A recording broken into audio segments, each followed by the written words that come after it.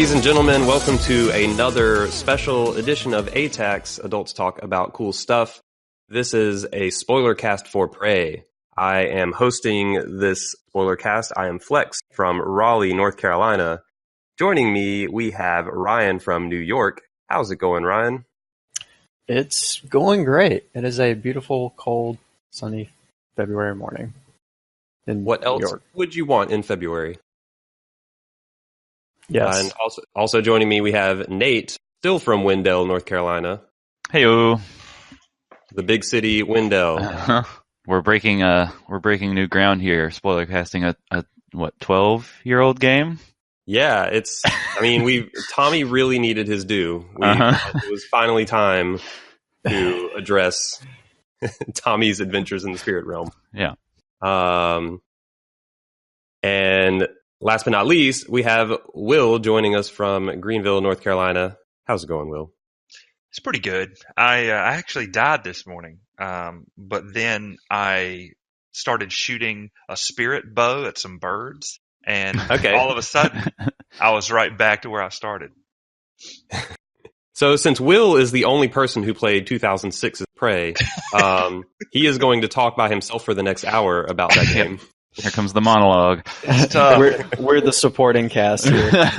It's heavy. Oh, that's super interesting. Tell me more. I will quietly nod. No, we are talking. This is a spoiler cast for the 2017 Prey by Arcane Studios, makers of Dishonored, among other stealthy, action-y games.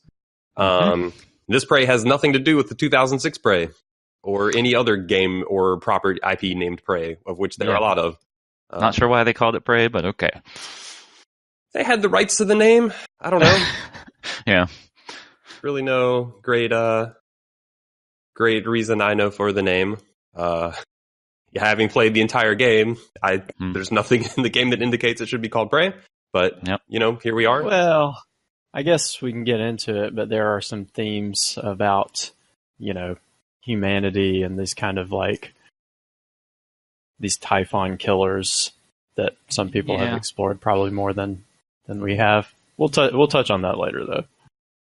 I guess it's just a very generic name that it is. It could probably fit to almost any game if you wanted, but does it really fit? I don't know. But anyway, we'll get into all that because, yes, this is a spoiler cast for Prey, which means we are going to be talking about anything and everything Prey. If you don't want to be spoiled about 2017's Prey, you should not listen to this. That's your one warning up front, because after this point, we are just no holds barred. We're just going to go for it. And what better place to start to open this podcast with than talking about the opening of Prey, which I know Nate is a big fan of the opening. So what do you like about the opening, Nate? All right. So the opening of Prey is you taking the control of the main character, Morgan Yu, who can be a lady or a man. I was a lady. Yep. I chose the man version. It doesn't make any real difference, but actually, I was a man. Never mind. It doesn't really matter because you never see yourself. I played female Morgan. Okay. Yeah, you never see yourself, so it doesn't really matter. Yeah. Wait, you talk to yourself. You have recordings of yourself. That's true. You do see yourself in recordings. Yeah, and you do look. You can look in the mirror. I think at one point when you're in your apartment, maybe. Yeah, probably. Not sure. There are mirrors. So in that for game. about a total of 5 minutes of the 30 hours of this game, you see yourself. Yeah. It's a really important 5 minutes. Yeah. Look, man, you're talking to yourself. That is a very important story theme of this game. It is. So anyway, the thing that I like so much about the opening is how it sets up the expectation that you as the player and also by extension the main character, I guess, or vice versa, probably be more accurate, don't have a clue what's going on in this world and what is real and what isn't. And the way they accomplish that is through a couple of sequences, but to sum it up is sort of briefly would be that you wake up in your apartment, presumably on Earth. Everything looks very Earth-like, and are going to start your new job on the Talos 1 space station. So you're going to the rocket launch pad to take off towards the space station. You get a nice helicopter ride which is how they do the opening credits, which is a pretty cool like opening credits effect. You're flying through the city skyline, and like all the credits are on the skyline and everything, and then you land, and the title card is just like hanging out on the helipad with you. And then you go through some tests that before you get on the shuttle to go to the space station. And these tests, when you're first starting the game, you don't really know anything about what it's going to be, are kind of weird. So they put you through these like test chambers where they're like, hey, hide in this empty room. Just do whatever feels natural. And then you just like walk around and try to like crouch in a corner, and they're like, okay, let's move on to the next one. Move all these objects off of this spot as quick as possible. And then you just like try to pick them up or like kick them over or something. And the people evaluating you in these tests keep kind of remarking about how like they don't understand what's going on, and like they're expecting something else. So there's this like great sense of, I don't know, just like weird, maybe slightly sinister feeling to it. Like you don't really get what these people are looking for. And I don't know if there's a particular pace at which we should level spoilers out, but I guess in your mind, Nate, who is kind of responsible for this Groundhog Day existence that Morgan begins in? Have we told, or have we talked about? Yeah, we haven't really gotten to that yet. I think it's a team effort is the short answer. Yeah.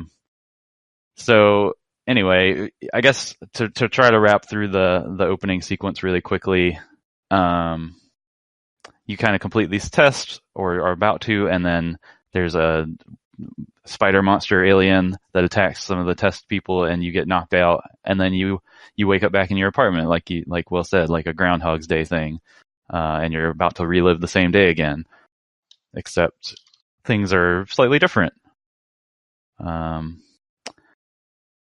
At that point, there's this definite like eerie feeling, not sure what's going on. Why are you repeating the same day? What just happened in these weird tests that you didn't understand? And then you get these weird emails on your computer telling you to like get out, you're in danger, that kind of thing. And then you basically scour your apartment. You can find a dead body out in the hallway who has a wrench. So you got to get your melee wrench weapon for this shock-like game. Yep. And then you try to find a way out of your apartment, and eventually, I don't know if it ever tells you have to break through the window, but I think it's like I just kind of naturally went there. Yeah, I mean, there's not really anywhere else you can go. Yeah, so you go take the wrench and bust out your apartment window, and it does like this cool slow-mo effect as the glass is like shattering. And instead of the like beautiful sunlit skyline that appeared to be behind the window, you get like this like industrial like film studio behind it. It was all a sham. It was all a sham, and you were just like you're already on the space station. You've been reliving the same day for like a couple weeks or something like that through some weird simulation.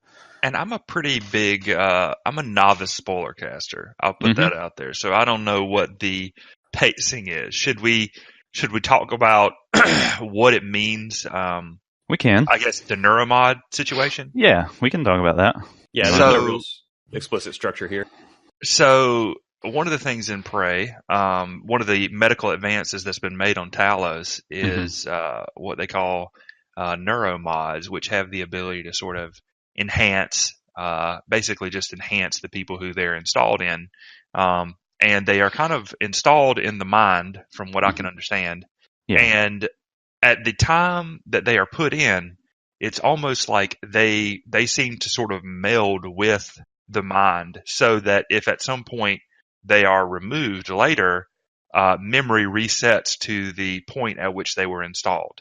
Right. And so this is sort of like, I mean, a lot of the game, a lot of the things kind of work based on this premise, and it's sort of the setup for a lot of the kind of story beats. But suffice it to say, for the moment, that seems to be exactly kind of how Morgan has been continually reliving this day. Right. So yeah, to touch on what you said earlier or asked about earlier, Will, like this was like an elaborate construction by this team of scientists on this space station to have Morgan relive these days in order to test out these neuromods.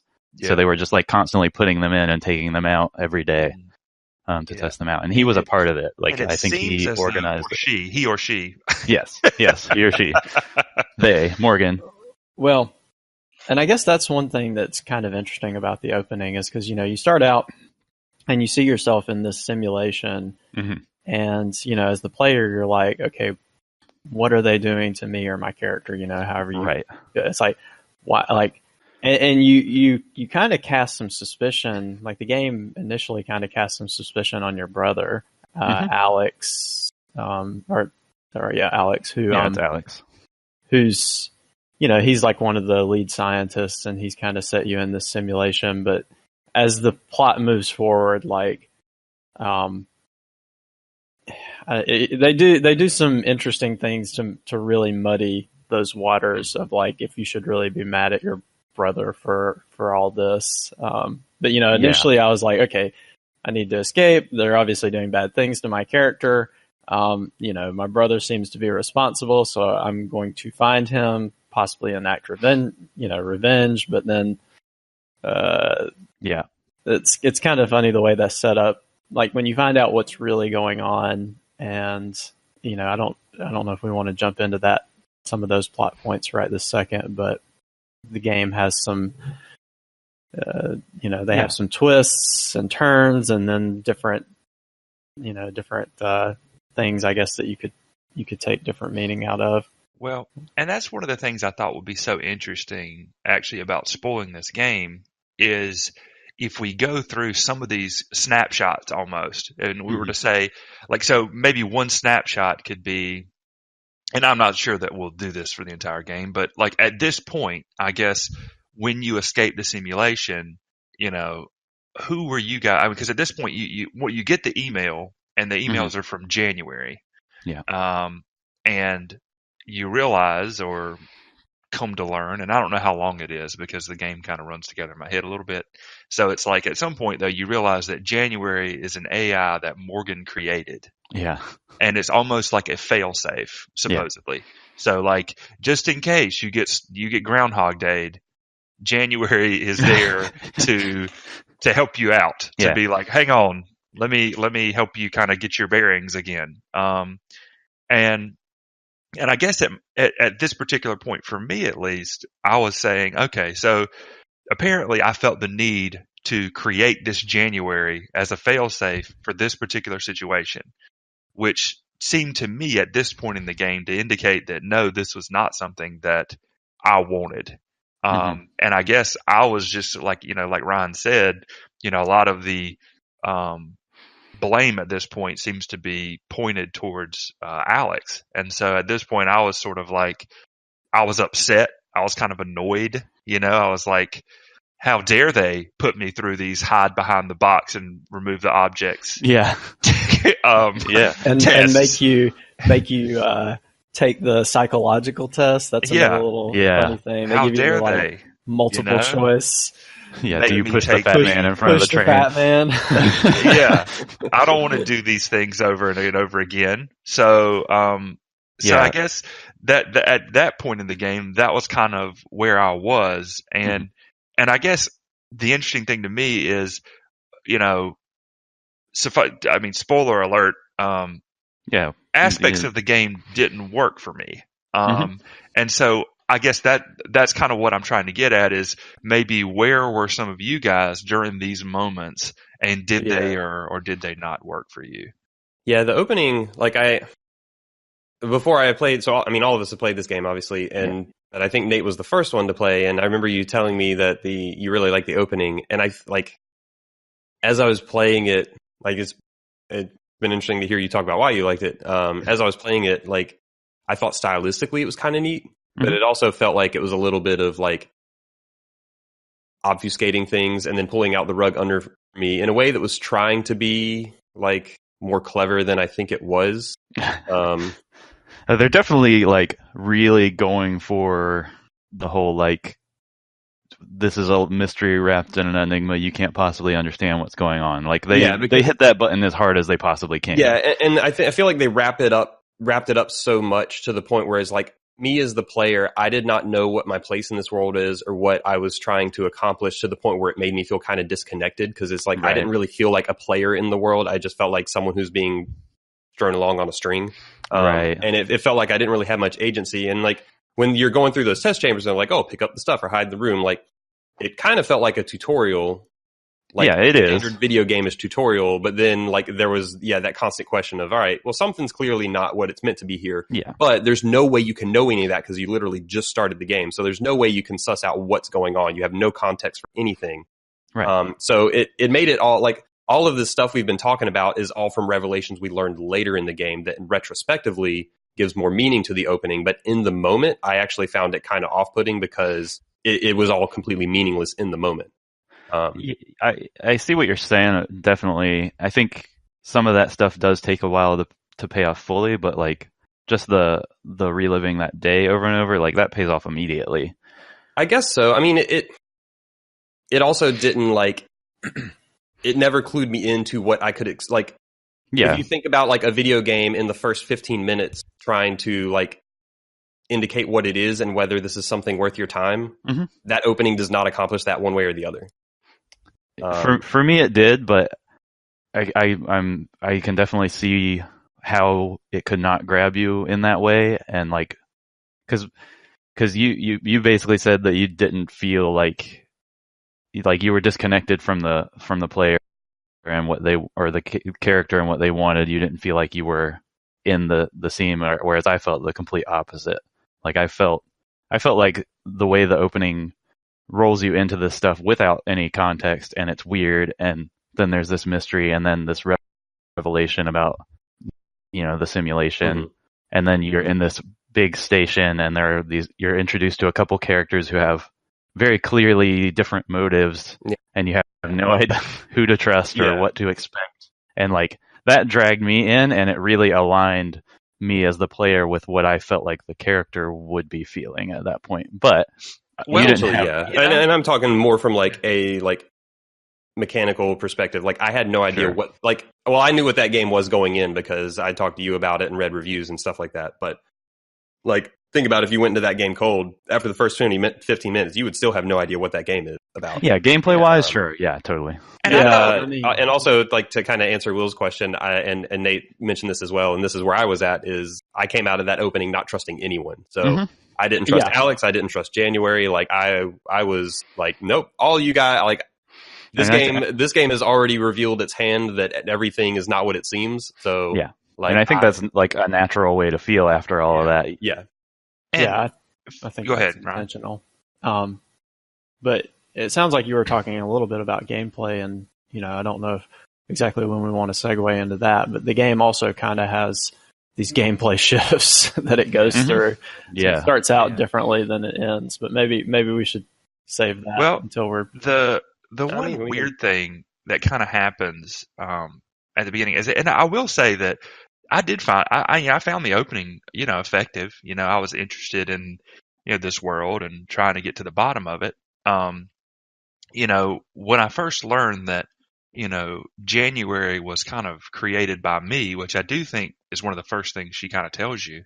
So I don't think I'm jumping super far ahead. She. Yes.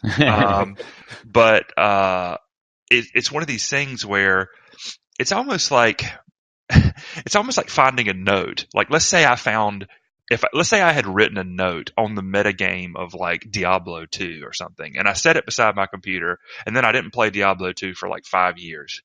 And then I came back and I saw the note and I read it, and it's like, well, did I write this? I was really into it at that time, so I must have known what I was talking about, and then trying to kind of figure out what circumstances would have made me like write that note, and it's kind of a disorienting feeling because it's like, and so I guess this game kind of hit me with that, and I didn't quite know what to do with it. So it was like, well, should I trust? I mean, clearly I thought that this was a liability. I thought that this was a possibility that I could be put in this. And so I guess I didn't feel like I trusted nobody. I guess I felt like at that point that I trusted January, but it was kind of a weird disconnected trust. It was sort of like an on faith memory sort of thing.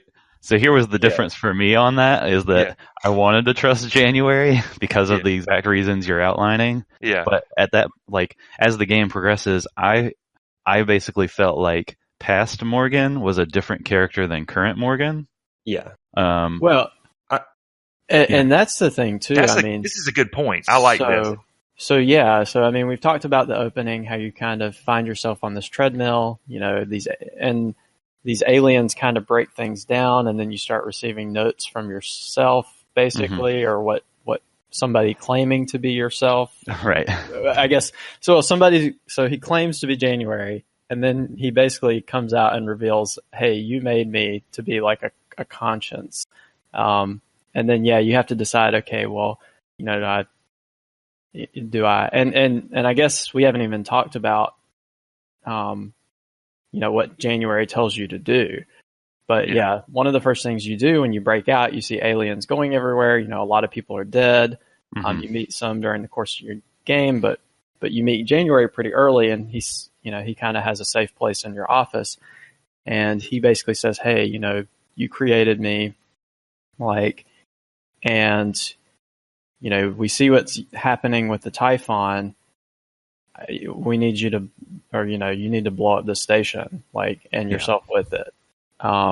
So kind of like you said, at that point, I was kind of confused. I didn't know who to trust. I was kind of ticked at your brother, who seems to be kind of like the CEO and mastermind of this whole mess.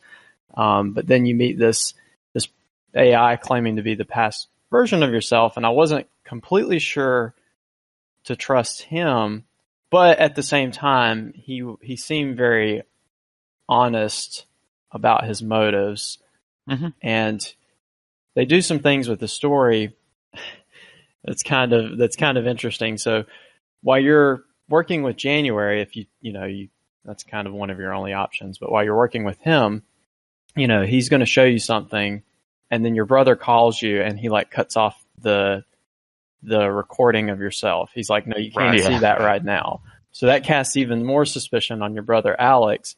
But then while you're traveling through the station, fighting aliens to restore that connection, you get a call from another AI named December. Yeah. And he tells you something very different. Yeah. Look, you just need to bounce, bruh. Yeah. So I think that's one of the things that I think makes January more interesting and less of a reliable character. And this is that they do introduce there are other AIs with different motives. Yeah.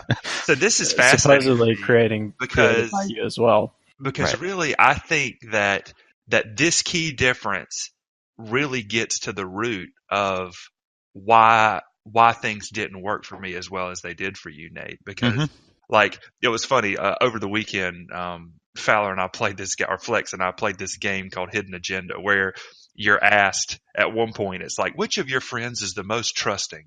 And and maybe that's kind of, because I guess for me it was like, well, Morgan in the past, before she had her memory erased, before I became Morgan, he or she, sorry, had spent basically all of their time studying the Typhon. Yeah. And so I was like, if anybody knows how dangerous they are and what they're capable of, it was me in the past. So I rode the January train for a long time. I was on board. I wasn't you're suspicious. Yeah.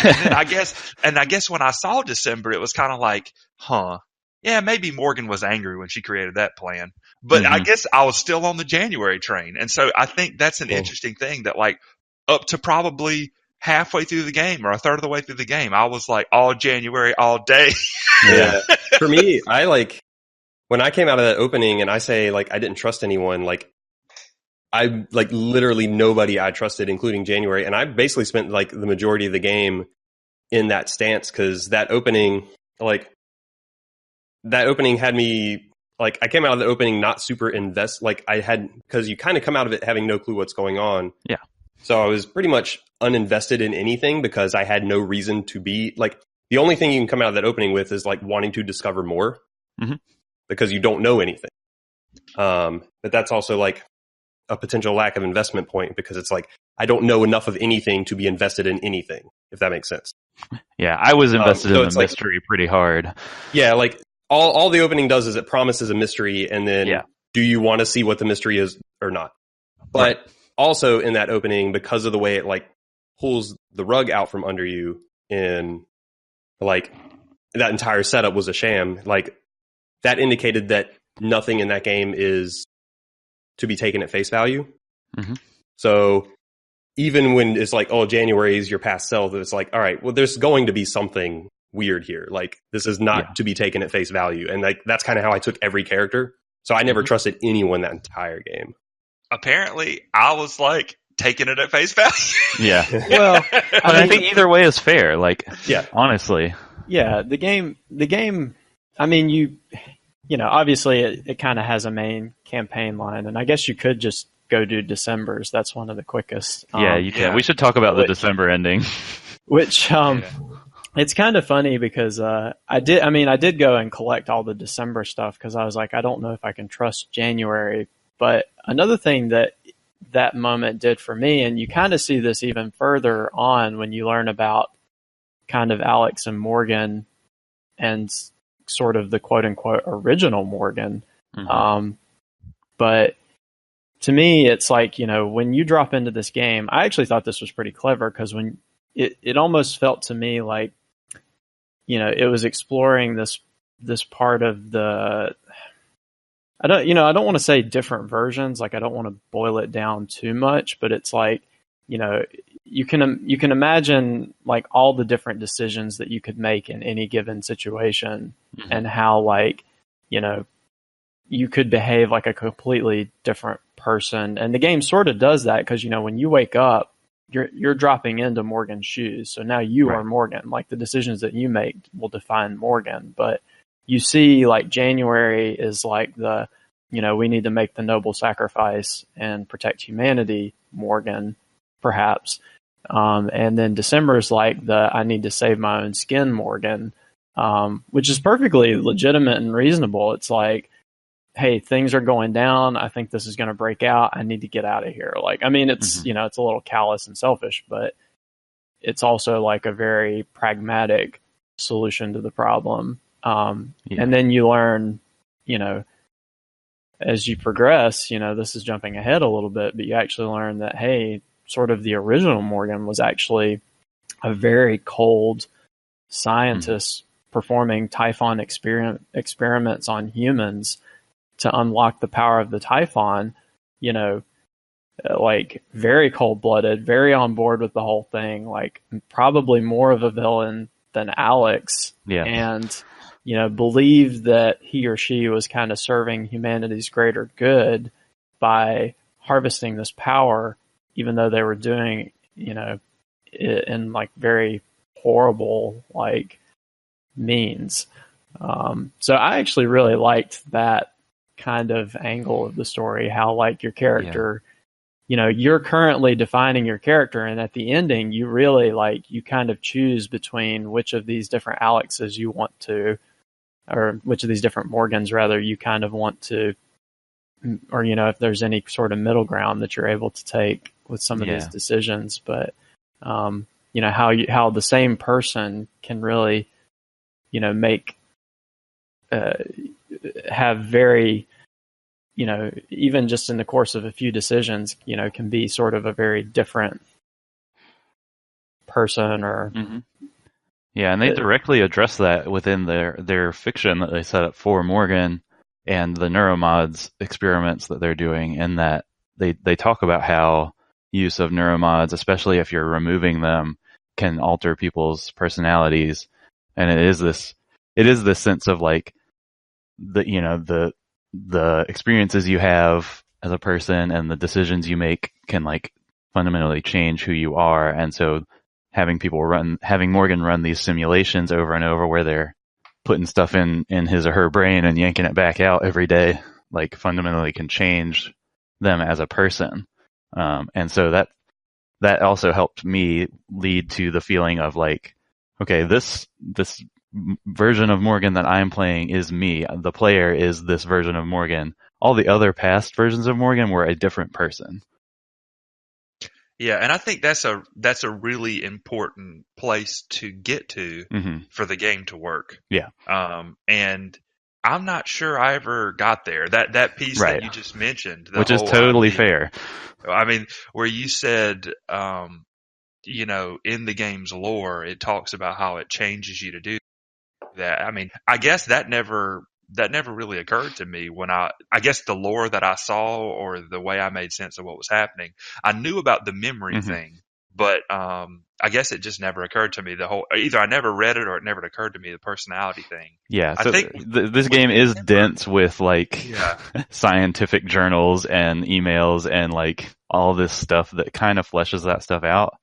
And I think with December, it was like, I guess, like I said, this idea of like maybe she created this or he created this one when they were angry. It was like as soon as I walked around the corner, December was already dead. Like the AI bot was like lying on the floor, and the one who had sent me all the emails was January. So I was like, that provides a little more evidence for this theory that maybe December was created in sort of like a fit of disgust or something, you know, as opposed to like January, who seems to have this pretty elaborate thing, you know. I mean, but in reality, maybe they were just created by different Morgans. Yeah, you're right. Could be. Well, and I mean, another big hint to that for me, I feel like I kind of inferred that, especially when you see January and December having like very different recourses, but supposedly both being created by Morgan. But another big hint to that, I think, is the psychological test at the beginning of the game, because I think at some point, like during the third or fourth question, probably regardless of what you pick, because your options are pretty limited, but like the scientists are kind of like, well, this is unexpected. Like, you know, so you're taking control of Morgan, and, you know, apparently maybe your responses on this test are like starting to deviate.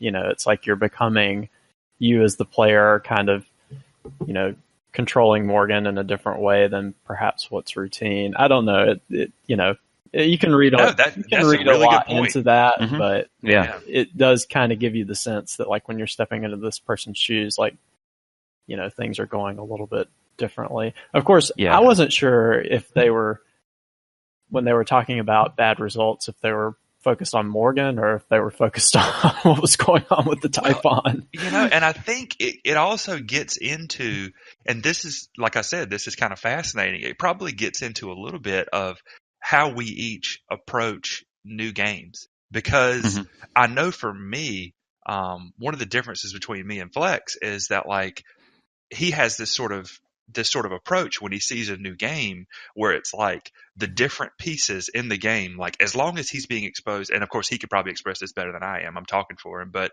in the past he's mentioned like, you know, as long as he's getting exposed to like new concepts and like new skills and new ideas and new approaches, like that's when the game is at its most exciting. And for me, playing games has always been like I really don't like the first part of every game, because I'm learning those systems, and I feel like I need to know all the systems to really start kind of min-maxing, I guess, which is my part. I like to sort of like try and evaluate all the choices that I have, and then sort of say, well, how do I want to approach this with all these different choices? And until I have enough information, like I don't feel like I can make those choices. And so I wonder if that plays into, I'm like looking for a source of authority when I first play the game. I'm like looking for something to kind of help me get my bearings, or maybe why I was more willing to trust January instinctively, or something like that. I think it's kind of it's just an interesting thing. It is. Yeah. So, and I think like we've been talking about a lot about like the densities and stuff, and I think like I think this game does ask a lot up front. Yeah, in those opening hours of it doesn't give you much to latch onto, and that's not just in terms of answers for the mysteries going on, but at least for me it didn't even convince me that the mystery was worth unraveling, if that makes sense. And I think that's a lot where I struggled early on. And as the game went on, if you really became invested and dug into all the emails and the audiobooks, and like if you went down the rabbit hole, I think there is some stuff in there. I think there's maybe a pacing issue with how some of that unfolds, and maybe this is a good spot where we can transition into how this game is paced and flows. Because this game does go through changes over as it goes. I know, Nate, before you've talked about how you almost see this game in like 3 kind of acts. Yeah. You want to? So I'm not putting words in your mouth. You want to say what, like how you see how this game unfolds? Yeah, it's a really lame thing to put words in people's mouths. yeah. I really, I'm not sure I appreciate when people do it. So I'm just messing with you, Will. Oh gosh. Yeah. So broadly speaking, it is a long game, and we've talked about this plenty of times, and you just mentioned it here too, that there is sort of a lengthy pace to this game, and I think your main complaint, and probably I would agree, is the big downfall of this game is just the general sense of pacing.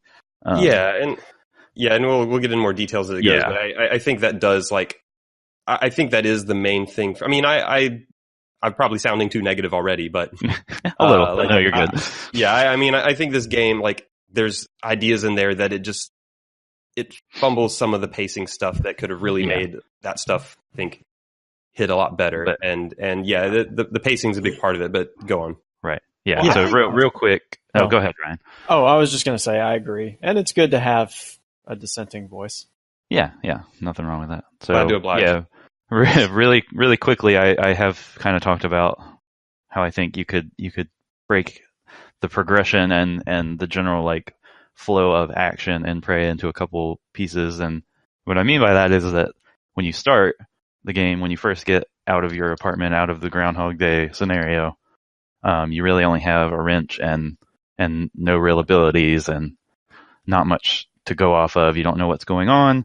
The main enemies early on are the mimics, which are a really cleverly designed enemy that hide themselves in the environment as everyday objects. And what I've said before about the early parts of the game is it feels more like a survival horror game, where you're slowly working your way through dangerous environments. Enemies could pop out of anywhere at any time. You don't have many resources to work with, and it's just generally a tense experience, or at least it was for me.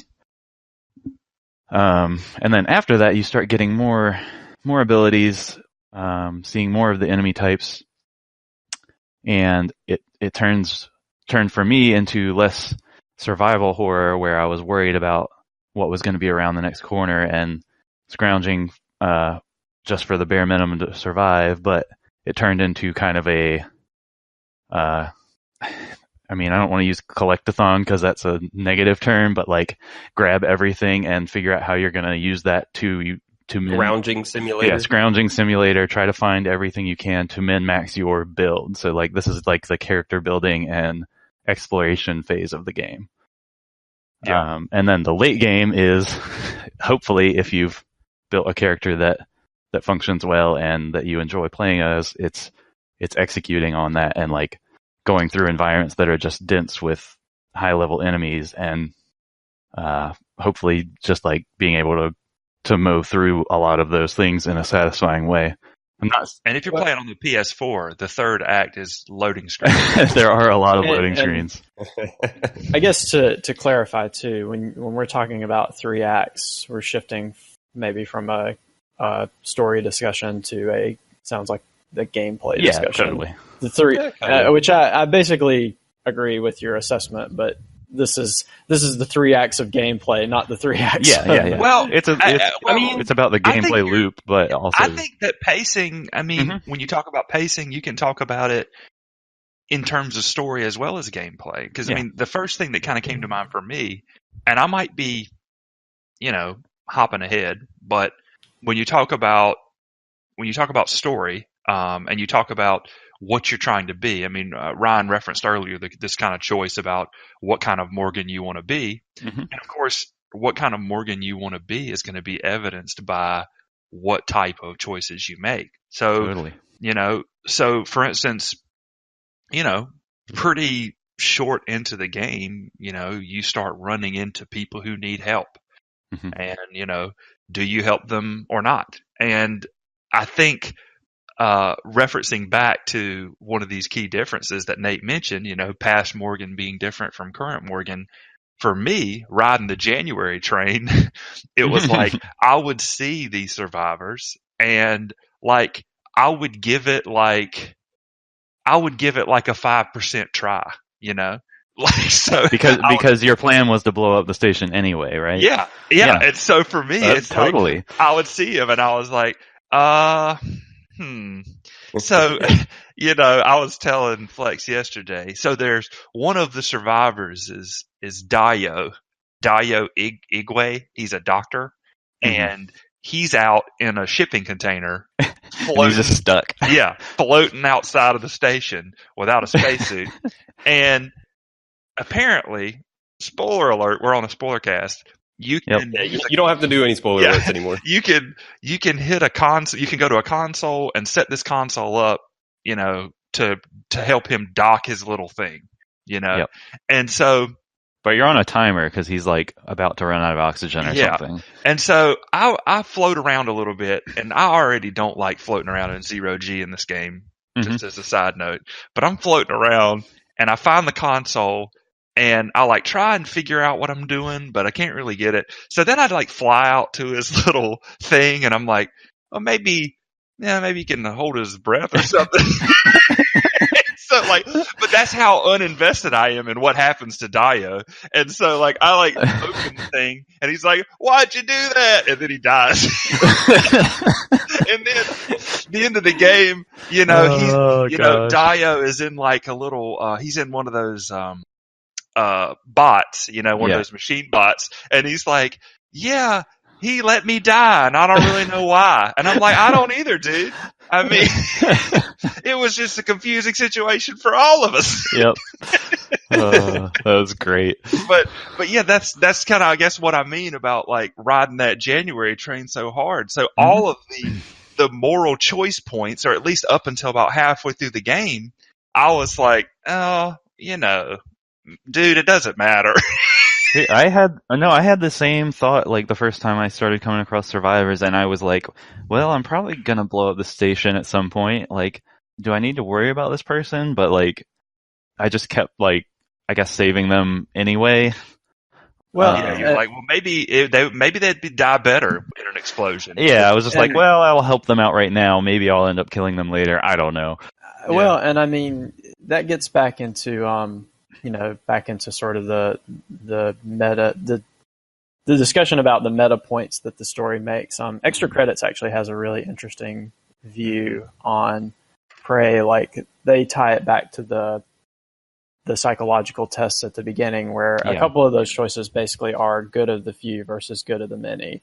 But I do think that it goes back. Like, I think that Extra Credits view hinges upon the same realization that Nate had, that past Morgan is different from current Morgan. And I mean, I think it does. What Extra Credits boils it down to say is, like you were saying, Will, like if you're riding the January train, which, I guess a lot of us did to some degree. I mean, I did, but I also would help the survivors because I was like, in the back of my mind, I was like, well, maybe there will be another way. And I think in the end, I blew up this. No, I didn't blow up the station. I actually did something different. But the neurotransmitter wave bomb. In the end, I was going to let those survivors escape on the shuttle regardless, which was not what January wanted.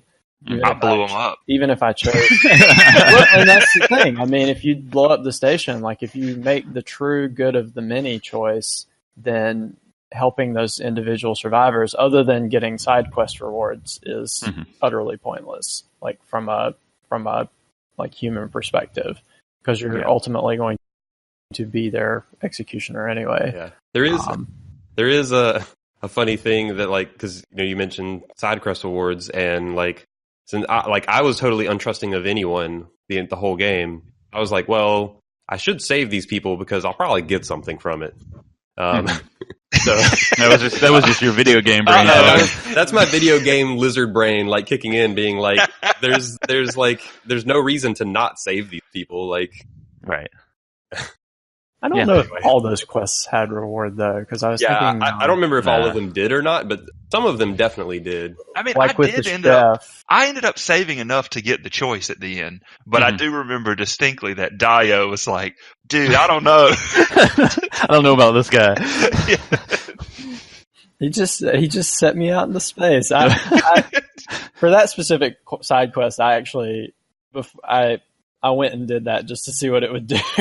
And then I was like, okay, that's really mean. Oh gosh. Yeah. I did save Dio. Yeah, I did too. But I guess maybe, do we want to try and circle back to, Nate kind of put the game into 3 gameplay acts. Let's go back a little bit. And does that, pacing, I do agree, was one of the issues of the game, and like, not only transitioning between those acts in terms of gameplay, but do you think the story, since we've been kind of talking about the story, do you think the story also followed that flow, or not really? Somewhat. Maybe it's like Act 1 was where you're kind of getting your feet, and like you don't meet a ton of people, and like you're just trying to figure out what's going on, and then Act 2 is like you're getting to see maybe a few more people, pick up some side quests, make some decisions.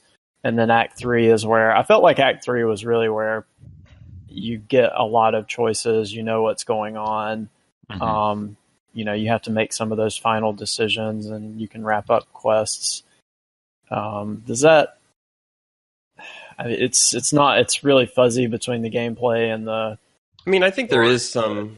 Yeah, I think there is some like I think when Nate was breaking up these acts, I think it was more like, I don't know, just the like structure and like mechanical side of it that was dictating that. But I think the story also kind of follows that, because during that early like quote unquote survival horror portion, like you don't know anything, and it's like the game's basically pretty intentionally keeping you in the dark through all of that. So, and that's both mechanically and narratively. It's keeping you in the dark mechanically because you just don't have options to solve situations, and then narratively you don't know what's going on or who to trust. And then the middle portion of the game, the exploration / scrounging part, that's when you're meeting the characters, you're kind of getting a sense of people's motives, you're getting a sense of what happened, like you're exploring the station mechanically also, in the sense that you're going through all the areas, you're figuring out what happened, or what's in all the different areas, what are the different types of enemies wandering around.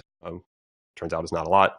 What kind of tools you have, like you get access to the skill trees, like all that stuff. So like you're kind of expanding everything both mechanically and narratively. And then at the end, it's more of the, what was the term used for the last one? I'd think of that as just the action section. Yeah, it kind of the is. Run and gun. Yeah, that's they just fill every space with a lot of enemies. The endless waves of military robots, and you're just blasting through them. But that's just kind of like God. That's just kind of the like, all right, we've seen all this stuff, let's make our final move here.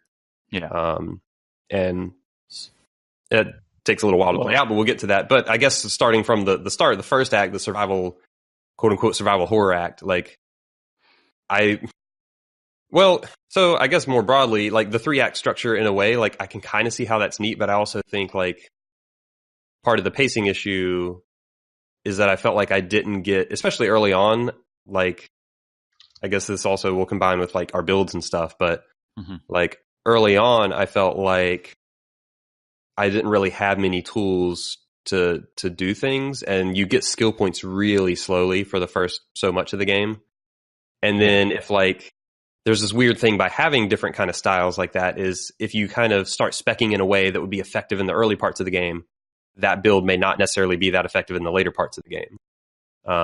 So it's like, in the way it switches style, it kind of could potentially switch what's useful. I don't think it's that big of a deal in the sense that like, oh, you don't really get enough points early on for them to be wasted. But like, I think there's a potential, like I could see someone playing this game and like based on the opening, I don't know, 10 hours or so, being like, this is the way I want to spec. And then 10 hours later being like, that's not how I wanted to spec, just based on how the game changes. But I guess like, did people like the like opening portion? I don't really know where the break happens between like the quote unquote survival horror portion and the other portion. Like, it's gradual for sure. Yeah, there's not like a single moment, but like, I guess that people like that early part where like you're having to do, because like at the very beginning of the game, like what are they? The phantoms, the like humanoid ones. Like, yeah, phantoms. Before you get like, they're just hard to deal with early in the game. So like how do people feel about that early part where, like for me, I felt like it was more almost stealth oriented, and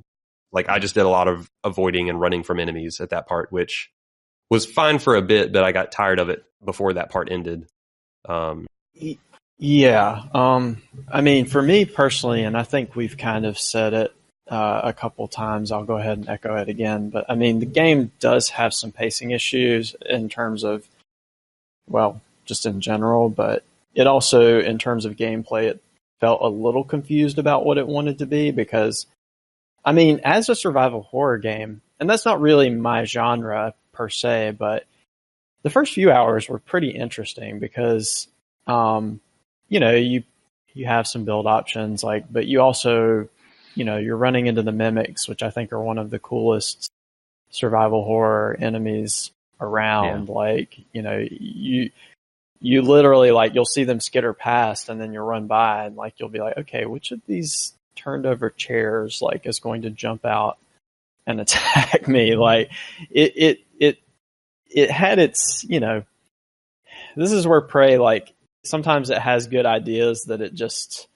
doesn't always execute or put together well. Like, those segments I thought were pretty fun, but it also left me with some confusion about, like, when I was speccing my build and, like, in those transition moments. So, like, the mimics in the early part of the game were really cool, but after about, you know, 4, 6, 8 hours of that, it's like,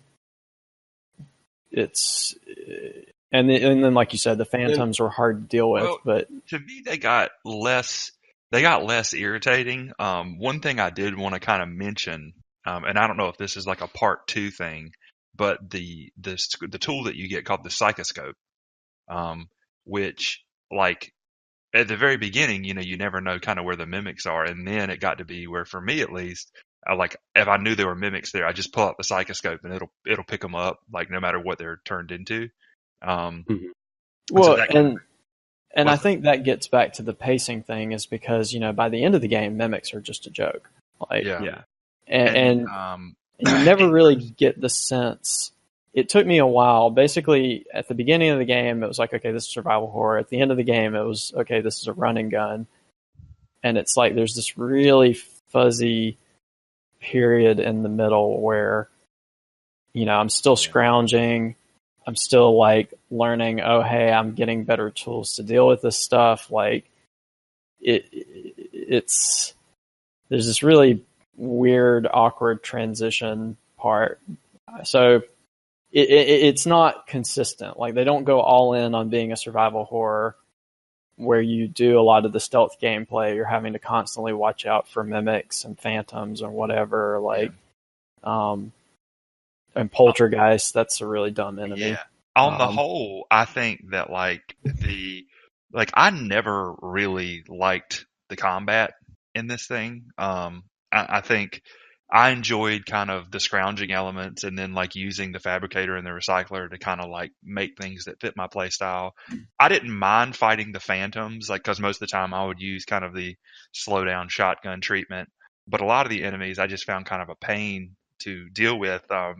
It's funny that you mentioned the poltergeist, because, like, I thought conceptually the poltergeist was, like, super cool. Like, the idea of it, like, being invisible and, like, throwing things around the room. Like, they're so inept. Yeah, I mean, but yeah, they're not. They were never scary. Like, yeah, they're not threatening, rather. And it was like they couldn't find a midpoint to make it, like, interesting to fight. Like, it's like it was so annoying sometimes to actually try and find it and deal with it, that they couldn't make it too dangerous or it would have been too frustrating. So it was like they had an enemy design and they just didn't quite know what to do with it. Yeah. Like, that was another one that the psychoscope helped you locate. So once you can like just keep that psychoscope out and turning. But the other psychoscope note I wanted to make was that, like, and we'll get into this later, but you can take Typhon abilities. I don't know if you guys have already mentioned that. Nope. And so you can kind of you can use your neuromods to just kind of make yourself, it sounds like there are either two ways to go. It's either like you can go boring or you can go Typhon. And one of the things, and because all the abilities that aren't Typhon abilities are like increase your inventory size, get access to a new tier of upgrades. Like, they're just all like kind of lame. A lot of it's kind of straightforward. You are better. Adding more functionality. But one thing I wanted to say about the psychoscope was that, like, if you're not going Typhon, it's really, I kept comparing it because this game in some ways like draws comparisons to other immersive sims. So I kept like comparing it to like BioShock's camera. And then every time it like frustrated me because, like, as you scan the enemies with your psychoscope, it basically unlocks new Typhon abilities. And if you're not using Typhon abilities, then it's like this whole system of the game. It's not just that those abilities are cut off to you. It's that, like, this whole mechanic is useless for you. This whole research thing, which I thought was a little frustrating. Yeah, and I feel like we're struggling maybe a little bit to talk about, again, because this game has its weird. It's almost like two different games with this awkward middle part where you're figuring out what's going on. Maybe this is a good time for us to talk about like our own individual builds and like how we progress through the game to see if that helps piece things together, because it really does. I don't know if that'll help pull it together. It really, I find I'm struggling a little bit because I remember there was definitely like this awkward transition where the game has a lot of cool individual pieces, but things like enemies design and the transition sort of muddy it. I think that would be a good thing to talk about because I'm also just curious, like, what you guys did. Like I was all over the map initially because, like, I just in the way that I was talking about that, like, I wasn't sure what the game was like about early on. It was like it took me a while to kind of settle on what I was doing, and eventually, I mean, we've joked about it before, but I eventually kind of realized that the shotgun was kind of the Swiss Army knife of the game that could just kind of deal with everything. But, like, I initially didn't start down that way. Like, I started like, okay, like, what if I started actually doing some repair, and then I realized that there are so few, like, all you really repair, like 1 or 2 levels of repair will let you repair like broken fabricators and recyclers and stuff. But like the high level stuff is mostly for like a lot of turrets. And I realized, there's not really a lot of that because early on in the game, it's hard to fight things directly one-on-one. So like, that's why I was like, all right, I'm going to need help. Let me recruit these turrets. But as the game went, I found out the turrets there just weren't that many of. So I kind of like respect into more like, all right, well, I did have to do the inventory space, which is not necessarily that one felt like it was kind of a necessity that was not fun, but is like, well, I need to spend the points on this because inventory management is a hassle all the time.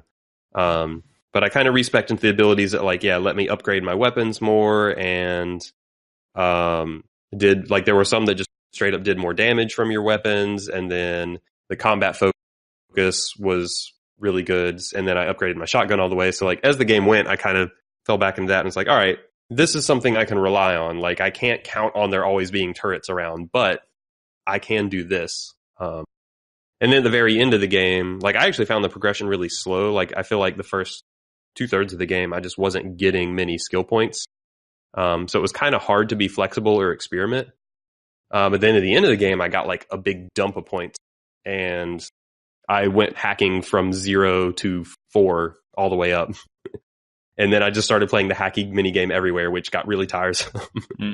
Yeah, and then I also invested in a few Typhon abilities right at the end. Like, I got Psycho Shock, which is really powerful.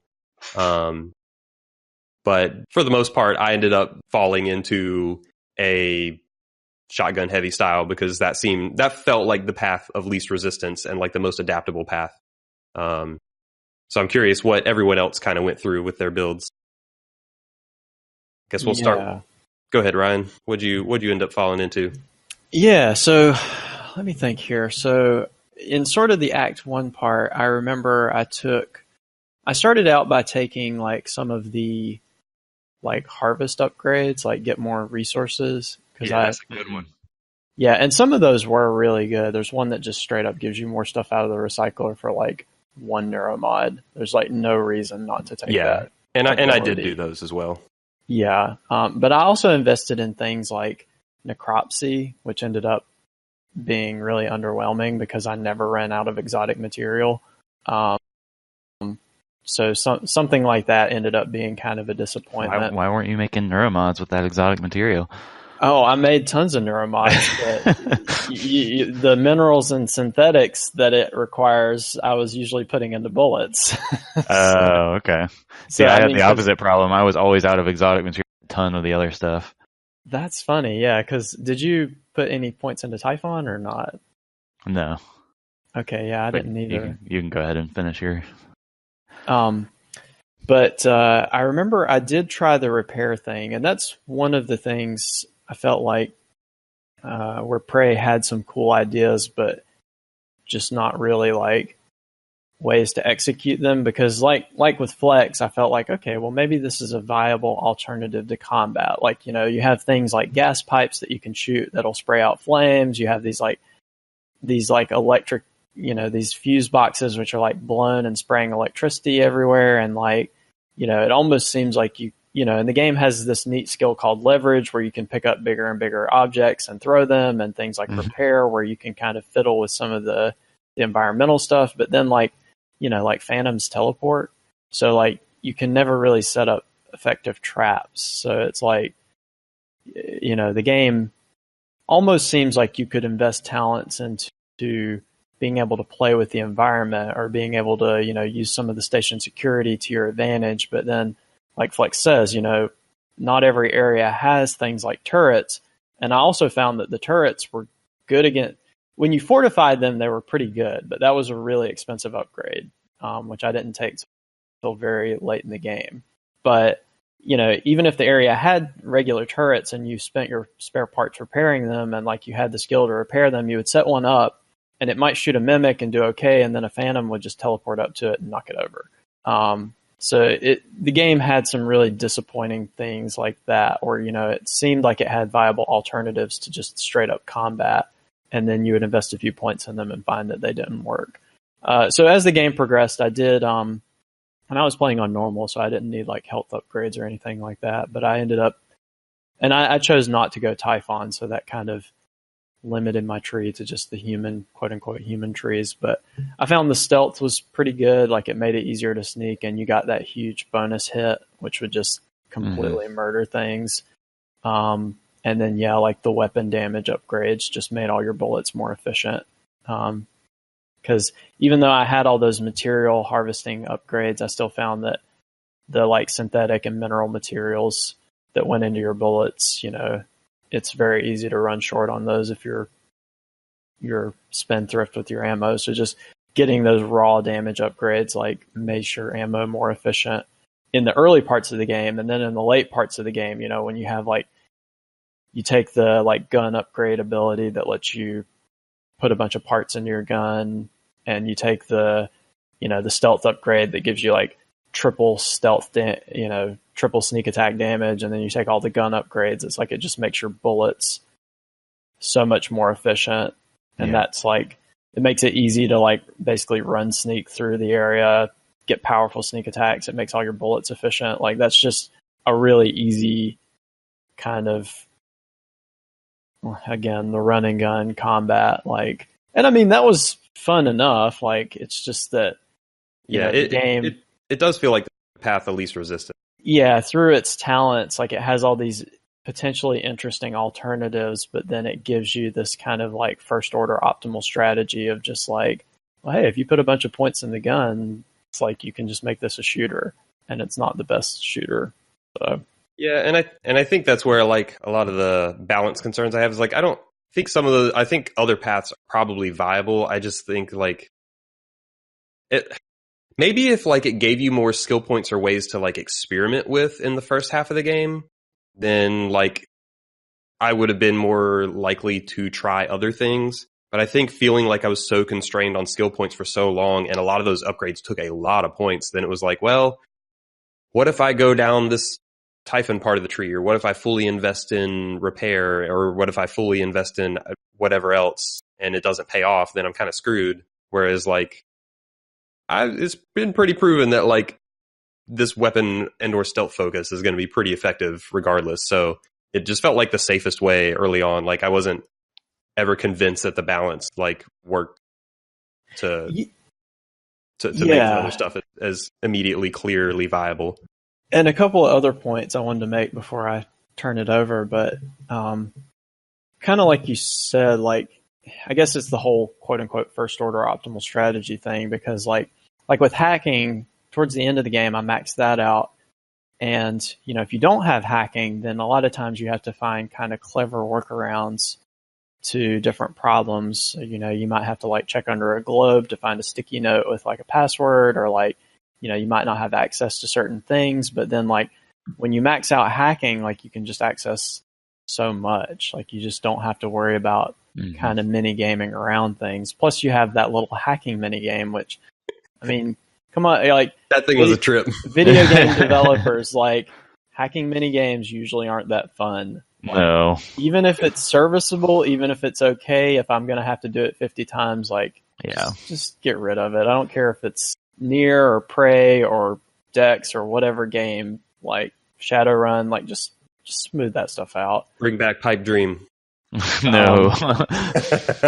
So yeah, I mean, it is interesting. Like the game sometimes gives you these interesting alternative solutions, but then like it has these kind of first order upgrade paths that once you figure them out, it's like, okay, well, why wouldn't I just hack my way through this problem? Why wouldn't I just shotgun my way through this problem?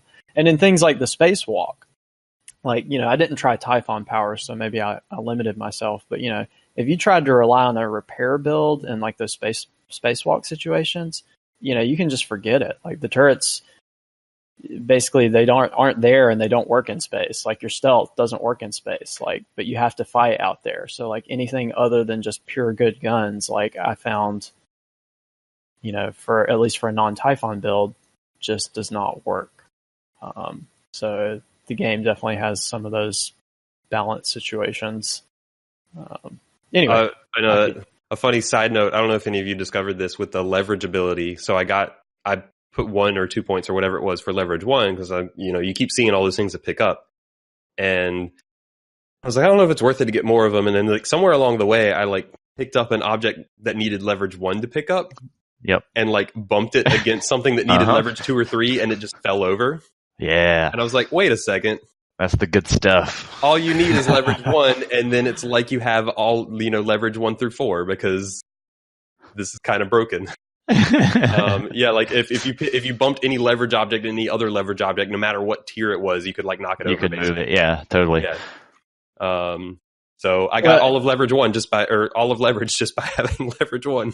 Mm-hmm. And to be fair, you know, that's partly a design thing, right? Because usually what leverage was useful for is throwing things is moving things out of the way. It wasn't, the game didn't have as many puzzles where you actually needed to like stack things, or then maybe leverage 2 and 3 would be more independently useful. I do wonder how intentional that was, though, because it felt like they wanted to block off areas to require you to need higher levels of leverage than just leverage. Like, if leverage 1 gets you through every leverage barrier, why did leverages 2, 3, and 4 even exist?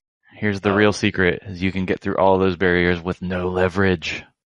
Probably like the glue gun or something. No, the recycling charge. At least 3 different ways to do it. Yeah. Yeah. The recycling charge I did end up using a lot in later parts of the game to just get through doors. Yeah. That's the way. Which again makes it like, why put points into some of these other alternate routes? Yeah. Well, I thought it was kind of interesting, although I didn't discover that. I had read that somewhere. Someone was like, don't worry about leverage. Just use a recycling charge. And so that was, but I mean, you can throw vending machines at aliens if you get leverage. Yeah, that's interesting. How much damage does that do? Like 3? I don't remember. Not very much. I can talk about my build, and I finished the game on like normal, but I felt like ineffective like all the time. So I don't know that anyone. I mean, I think I started off like using like the slow down shotgun thing, and that was really I got to where I could kill most phantoms pretty easily, like most of the humanoid enemies, but everything else in the game was kind of a pain. Like I guess the Technopaths and the other flying enemy, I could use that Q beam on them, and that worked out pretty well. But like a lot of the enemies, I didn't really feel like I had good answers to. Like to me, like one of my enduring Prey memories will be just all the pistol bullets that I wasted on those like nests. Those like nests that you shoot and they let out the little explosive balls and the balls come at you. Like I just wasted. Like you want to use your foam darts? Yeah, I didn't think of that. Every time I got that foam dart thing, I just recycled it because I was like, this is stupid. I had read somewhere that like you could hit buttons with it. Yep. But I never found really a location to do that, and so I always just recycled it. So, they were super the only thing useful. I ever used that for was cystoids or whatever they are. Yeah, they were useful for that, and you could press any button on a computer monitor with the foam darts. So like if you could see through a hole into a security station that was locked, you could shoot darts through it to unlock the door by hitting the computer. Yeah, and see, I read that was a thing you could do. I just never really seemed to bumble into those situations. Yeah, I never actually found, like, I knew you could do that, and I never found a situation where I could see something that I couldn't reach. So I think this is a good a time as any to talk for just a second about the jump scare.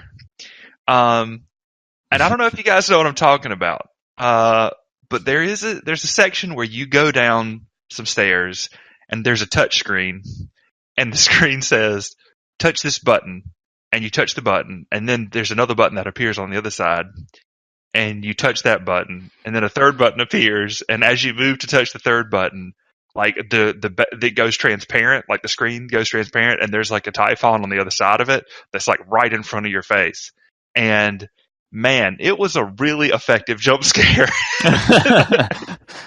Do you guys remember that? I don't remember this at all. I don't remember that either. Is that like the entrance to the Neuromod labs or something like that? Oh man, it's a doozy. But I don't anyway, distinctly remember that. That's funny. All right, Nate. So, what did you use that was not a shotgun? So yeah, I actually didn't use the shotgun probably until late game, basically at all. Early game, I basically put all my points into, the scrounging skills, being able to access areas. So I did a lot of like hacking and repair. I messed around with turrets a lot.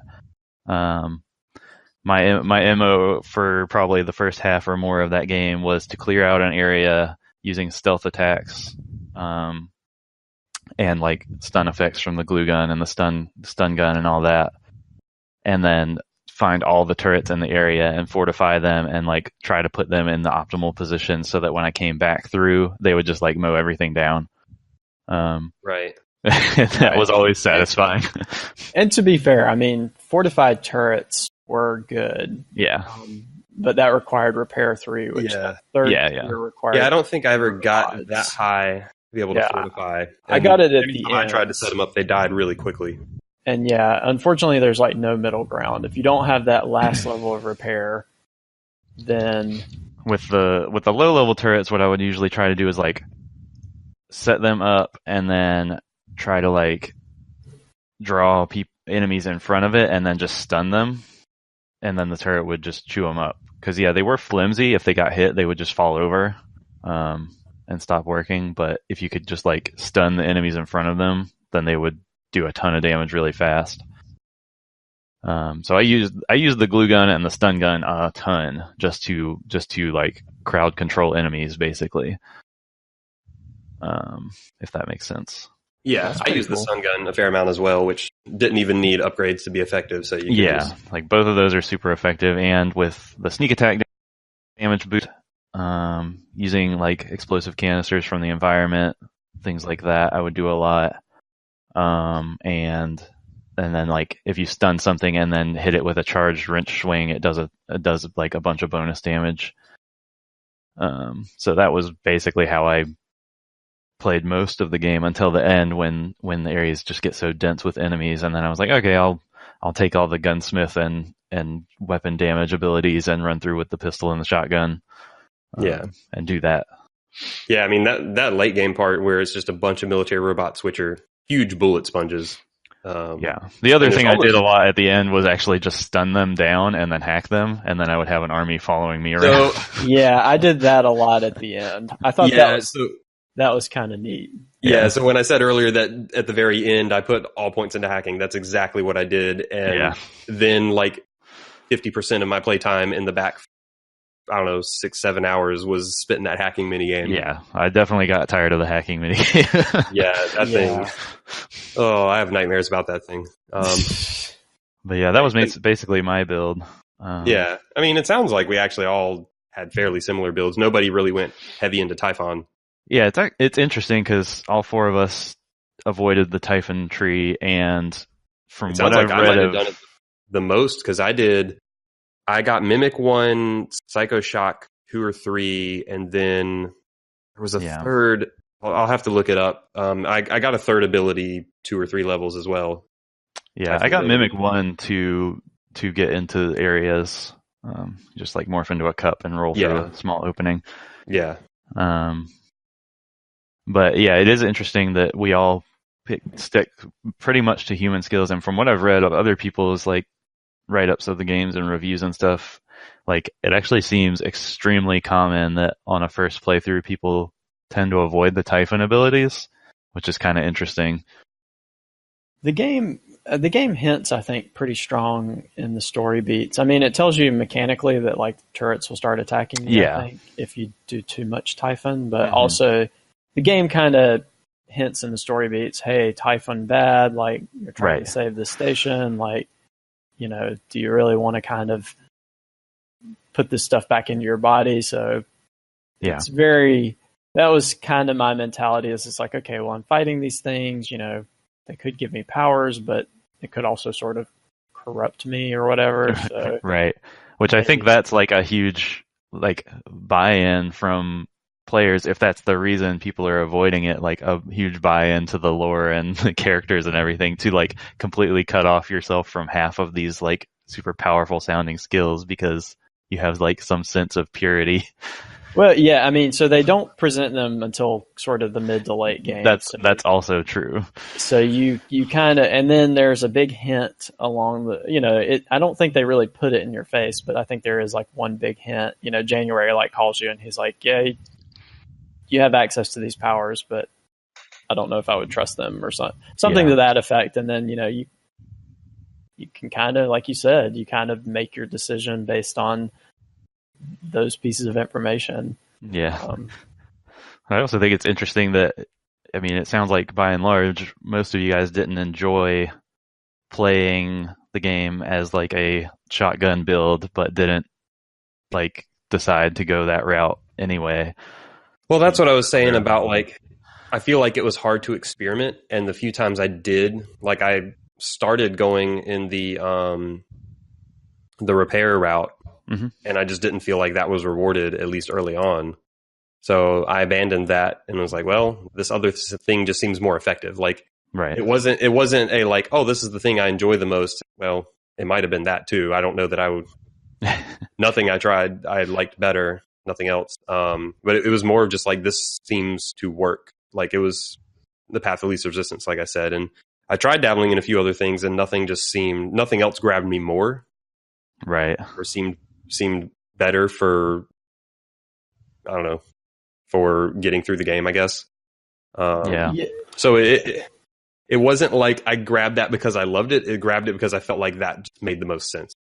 That register. Yeah, my experience was sort of the same. I mean, I don't want to say that I didn't, you know, the shotgun was fairly fun and the stealth was actually kind of fun too. Like I didn't hate those things by any means. It's just like Flex was saying, I felt a little pigeonholed because I tried repair. I tried, you know, messing around with some of the other stuff, and it's like, and I mean, stealth was pretty good. Like I definitely invested in that pretty early on, but I found like, you know, as the game went on, especially without the Typhon abilities. Like, I need to use bullets.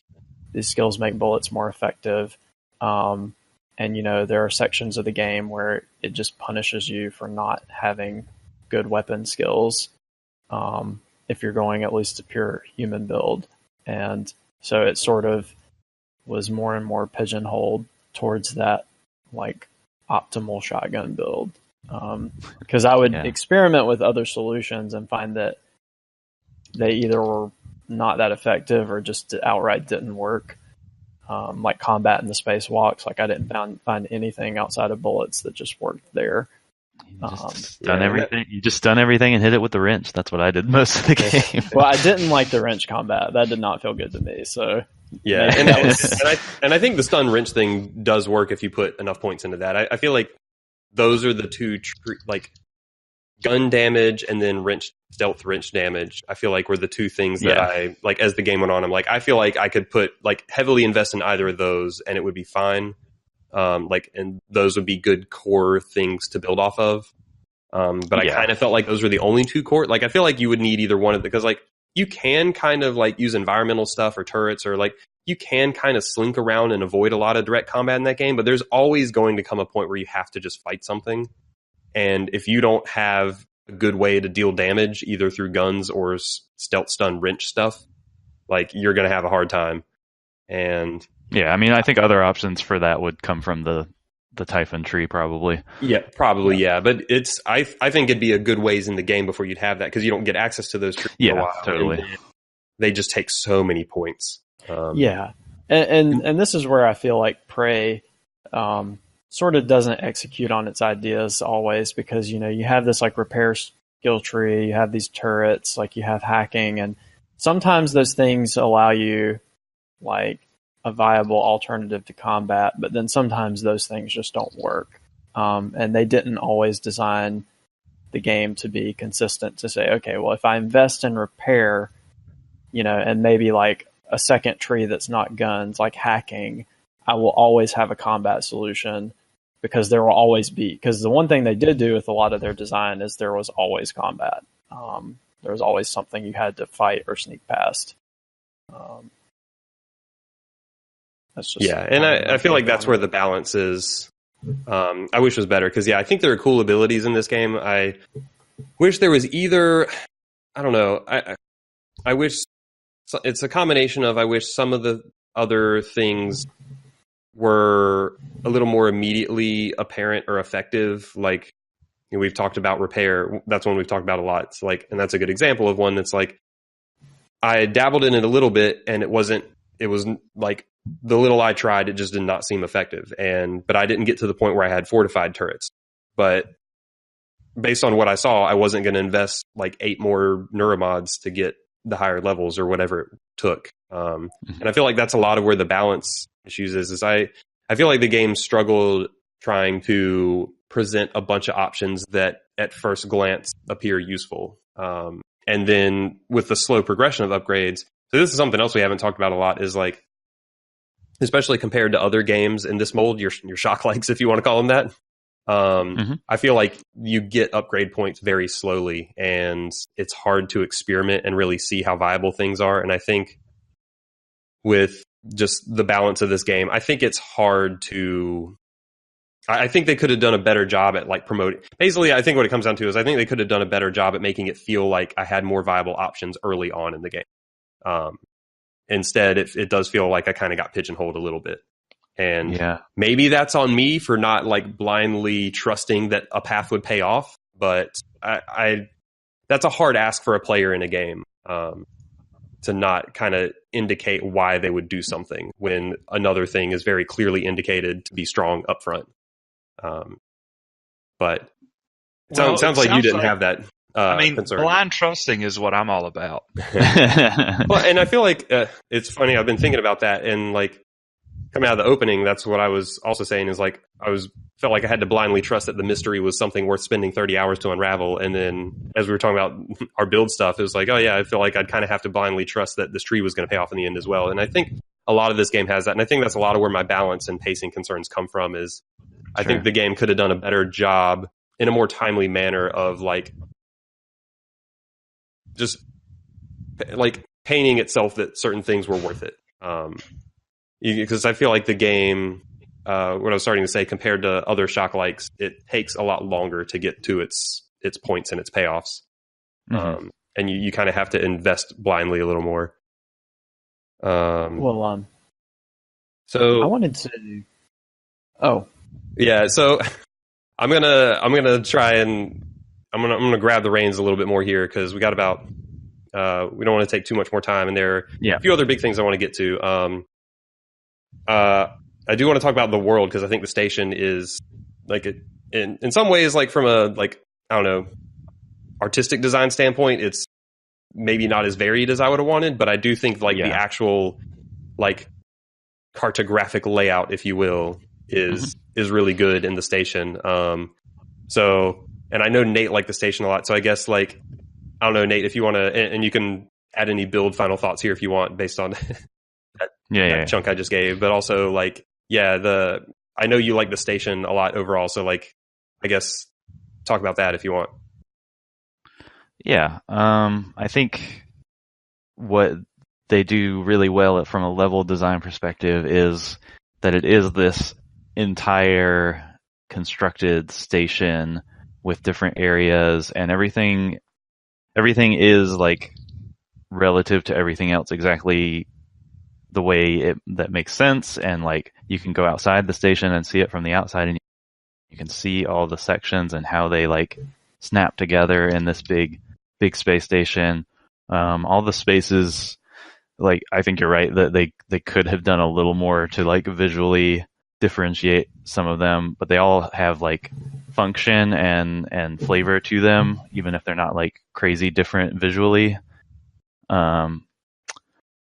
And so I think that works really well. Like by the time you get to those later stages of the game, you get a real sense for what the station is like and where everything is and where people lived and worked and ate and relaxed. And you do get like all these backstories of all the characters that lived on the station, which is another thing, by the way, that there's no nameless NPCs in this game. Like every person who lived on the station has a name and a story, and you can find information about them, and you can find their bodies if they died on the station, or find them alive if they're still alive. So I enjoyed digging into all that stuff, but I also think just like from a more granular level design perspective, each of the areas is interesting to move around because they're not as flat as a lot of or at least like BioShock is. BioShock is a pretty flat game, and you kind of like move horizontally around Rapture, and you have a lot more, I guess, like creative movement options in Prey. With the glue gun, you can build staircases and get up to high areas, and you get your little jetpack thing that you can glide with, and then like the guts being the 0G area that kind of ties everything together, and being able to go outside the station.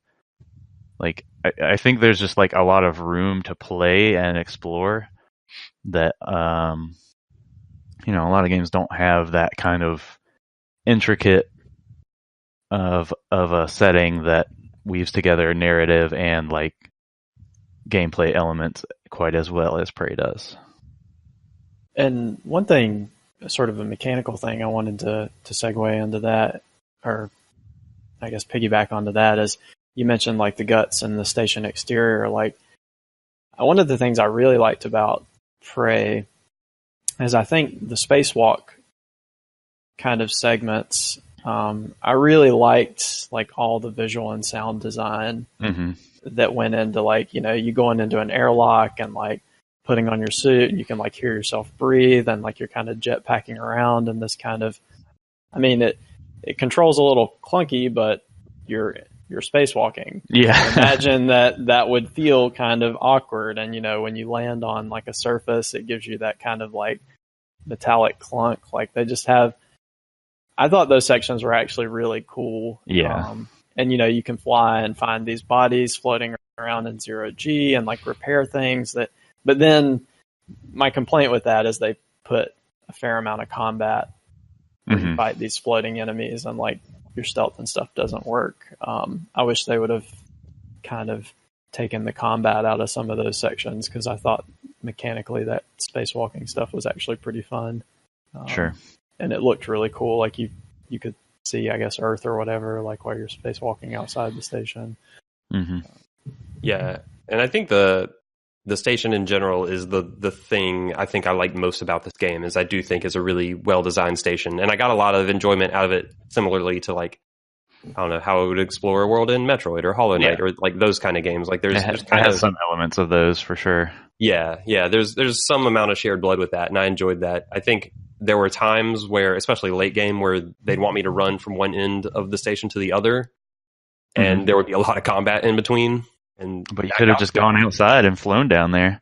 Well, there was going to be combat out there. Yeah. But you can just jetpack. You can kind of just jetpack past things though on the outside. And I did a lot of running past guys on the inside too. I definitely did a lot of that. And yeah, but I do like the overall like interconnected network or the interconnected design of the station.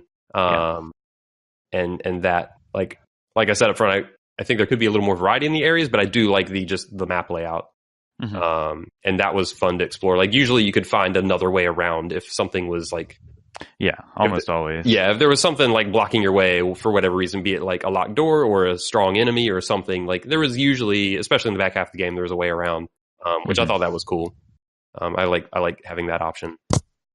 I know Will is a fan of the guts. Oh God. It's almost too fun. You know what I mean? Yeah, that area. So there's the one mission, I think, in the guts where you have to find something, and it's like impossibly nestled behind like some pipes. Oh my gosh! Yeah, I think everybody gets stuck on that part. Like 30 minutes trying to find the Q-beam guy. I think so. It's like the guy who ran off with the Q-beam or something like that. Yeah, no, I had to look that up. That was just a bad like little area that just visually was not distinguished at all, and you couldn't figure out how to get back there. Yeah, you're basically like flying through these interconnected ventilator pipes or whatever. Yeah. That area I got so disoriented in that area. I always did. And the game, because it was like one of the spacewalk sections, you could literally just kind of like float like upside down in a circle. And then you have all these pipes that kind of look the same, and they some of them have painted arrows. It's like, wait, which painted arrow is this? And like the text is upside down. Yeah. So yeah, the world was cool. I feel like we've kind of rushed through some stuff here at the end. We kind of run out of time a little bit, but I do want to talk about the game's ending. Before we talk about the ending and wrap up, is there any other thing anyone wants to lightly touch on about Prey? I'll give a couple shout outs. I like the psychoscope mechanic. Like I like the way it kind of interfered with your headset audio or your game audio, but it gave you other useful tools. We have not really talked a lot about the recycler and like the crafting mechanic, which makes the scrounging a lot more interesting. So just a shout out to those. And, also I think, unfortunately we'll probably run low on time, but we haven't talked much about side quests with like, trying to remember her name. Was it Michaela or? Yeah, that was a character. Michaela, like Dr. Igwe, like the chef, quote unquote, Will Mitchell. Yeah. I thought that was a really entertaining side quest. Yeah. There's just a lot of kind of neat side quests you run into along the way with some characters. Like we talked about, you kind of sometimes you want to save them or help them out, but then that's kind of against the backdrop of, well, am I really going to be able to save this station or not? So I don't think we'll have time to deep dive into that's that. Okay. Yeah, those things are all pretty cool. I guess what I would say to wrap up, I think the person who probably enjoyed the game mechanics the most is that I think a big part, and I was thinking about this while you guys were talking earlier, a big part that was different about how I played from you guys, and I'm not going to try to get into a you played it wrong argument here because it's definitely not the case. I play everything right. But like, I was just trying to think about why I played it differently than you guys, and like, I guess to clarify, like, the main difference was you relied more on the wrench and environmental stuff. Yeah, so I think I relied on. I'm just trying to make sure I understand what you did. I relied on a handful of things instead of just the shotgun, which it sounds like most of you guys ended up settling on relying on just the shotgun. For I would shoot explosive canisters when I saw them too. Right, but you weren't picking them up and like setting them up in areas to like try to spring traps on guys. That takes more time than you need. Yeah, which I think is absolutely true. Like, probably more efficient ways to do it. But I think what was going on in my head for probably most of the game was that I was in that survival horror mentality of like, right. I need to conserve resources. How am I gonna do this without using all of my bullets? And like when Ryan said earlier that he didn't have enough stuff to craft neuromods because he was crafting bullets, I was like, oh, I never crafted bullets ever. I crafted a lot of bullets because I was always trying to save up to get like more neuromods and like conserve all of my other resources as much as possible. So I was like I felt like I was just constantly trying to find ways for the environment I was in and the enemy I was up against. Like, how am I going to take down this guy using as few resources as possible? And that ended up making me like do a lot of weird stuff, like glue gunning across ceilings and like using stacks of explosive canisters, or setting up like intricate like networks of turrets where I would set one on a hallway and then set another down another hallway to cover that turret if the enemy ran up to the first turret. And like, probably stuff that was a huge waste of time when I could have just pulled out the shotgun. How long was your play time when you finished this game? I don't know. I can pull up Steam and see if you give me a minute. Because I feel like. But yeah, like I feel like I probably wasted time, but like I had so much fun figuring out all this dumb stuff. I mean, that's super cool too. Like I think it's great, and like, you know, starting out, I didn't want to go quite that elaborate with traps, but I kind of wish that the skills would have made that stuff like that a little bit more easier. And I think that's totally fair. Like I said, I don't think you were wrong to do the stuff you guys did. Like, I just think it's interesting. And that's where I always wonder, and this was the same thing I had. It's funny because the first Dishonored I had a similar reaction to, which is made by the same studio, where I ended up, I mean, the game portrays this as the bad ending because of its chaos stuff, but I ended up pretty much gunning my way through Dishonored as well, because I thought that was just by far the path of least resistance, and guns were overpowered. And then I'd see all these videos of people who like Dishonored, and they're like, oh, well, we combined all of these skills to do this big flashy move. And it's like, I'd have a fight where I would shoot someone and they would die in 3 seconds, and they'd have a fight that would take 15 seconds because they're doing all this fancy stuff. And I'm like, at that point, and you're describing a similar thing with Prey, of like, you're going through all this elaborate environmental setup, and like at some point, is that a style over substance thing where like it feels cooler to do that and it's not actually functionally efficient, or is it efficient and I just didn't try it enough to see it? I don't know. I mean, I think it depends on how you determine efficiency. Like, I guess we could compare time. Yeah, we could compare notes, and like maybe I was able to craft more neuromods because of that than you guys were, but I don't know that. Yeah, I don't know. I mean, I feel like by the end game, I got a lot of neuromods. Yeah. So I just pulled it up, and I had about 40 hours of playtime. Yeah, so my Steam says 27. Yeah, so I definitely took longer to do it.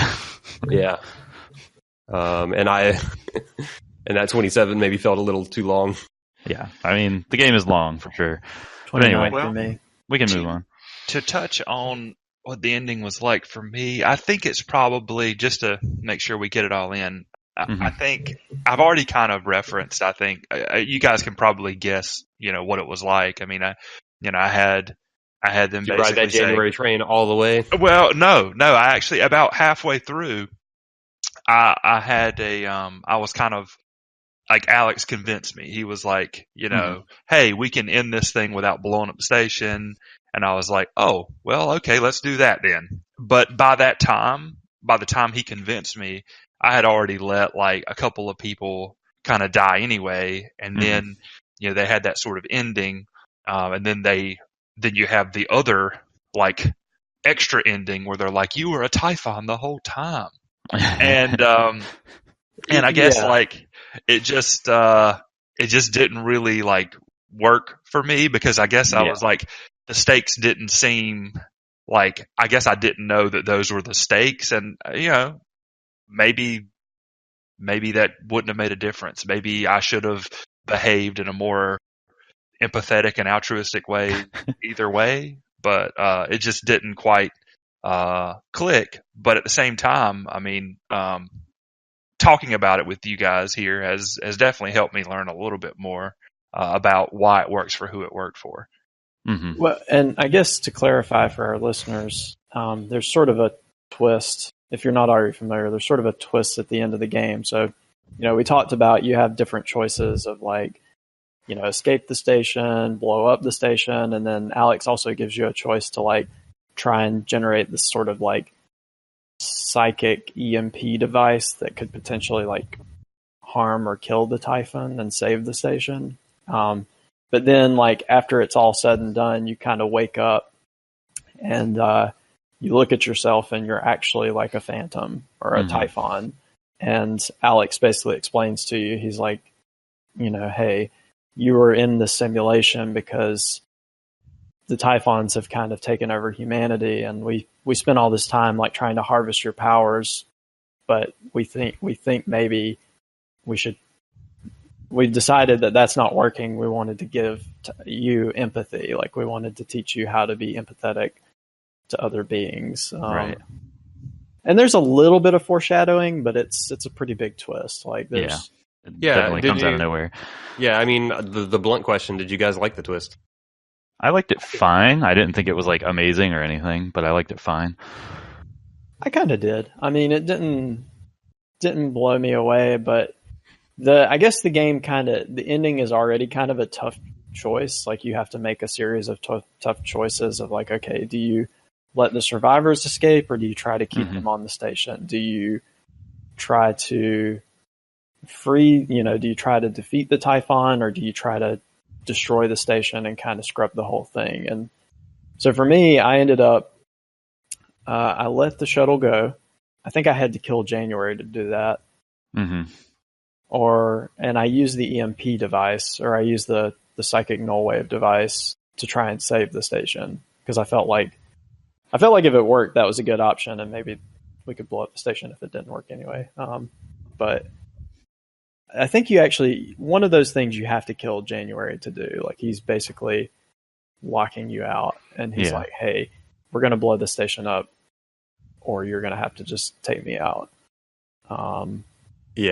So I used the null wave, I saved the survivors, and then I thought the ending was a neat little twist, because they did hint in the game like that some of the human experimentation, like that the Typhon don't have any sense of empathy or relation to like non-Typhon beings. And it also was kind of interesting because of the horrible experiments going on. They almost paint it in the light that, well, actually humans are kind of like the monsters.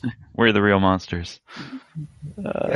So some interesting stuff going on, like man is the real monster. They definitely do lay some of the groundwork for that. Like Typhon have all these special abilities, but the thing they don't have that humans have is like understanding of other life and empathy. So they then flip that and try to say like, well, what if we gave the Typhons the human power of empathy? So I think the real spoiler is, Ryan, how does it feel to be such an empathetic person? How does that, I mean, what's it like, It's like, well, actually, I saved myself, and then I killed all of humanity. Yep. It's like, I didn't tell you about that part, did I? Where I was like, hey, cool, I get to kill humanity now. No, so which ending did everyone else? So Ryan did the null wave. I also did the null wave. Will, what did you do? Null wave. Nate, what'd you do? I blew it all up. Great. All right. Did you let the shuttle go? I don't even. I don't think so. I don't think I let the shuttle go. No. I think I just ended up arriving at a point where like anything on this station is probably contaminated. We're going to incinerate it all. Okay. So you were like a true good of the many type person. Yeah. And how did that influence? The other thing I did like about that final segment is some of the main side quest characters and Alex like are standing over you on this like you're in this like medical chair or whatever, and they talk about your decisions, laying down their judgment. Yeah, so, they basically run through every choice in the game and like tell you you're either good or bad. Yeah, it made me think of like the Telltale game, like end of chapter thing of like, oh, you did this and this, and yeah, and I mean, even as simple as it is, it did add like a touch of weight to your side quest because they're trying to decide whether to like murder you right then or not based on your decisions.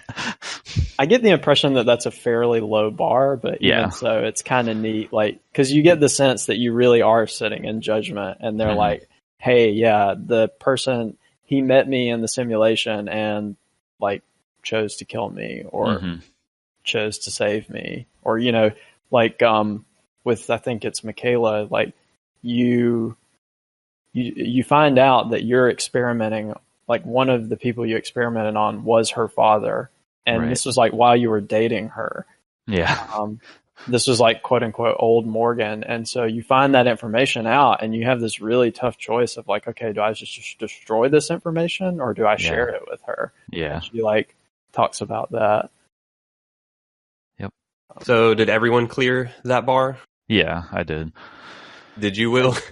What bar? Did you get the choice? Or Yeah, I did. Yeah, all right. Yeah, I think it was just Dio and the shuttle that I blew up were maybe not the good things or something, but still enough. Yeah, I think for me, a lot of that ending, similarly to what I said about the opening, is it felt like it kind of pulled the rug out from under me in a way that like there's no way.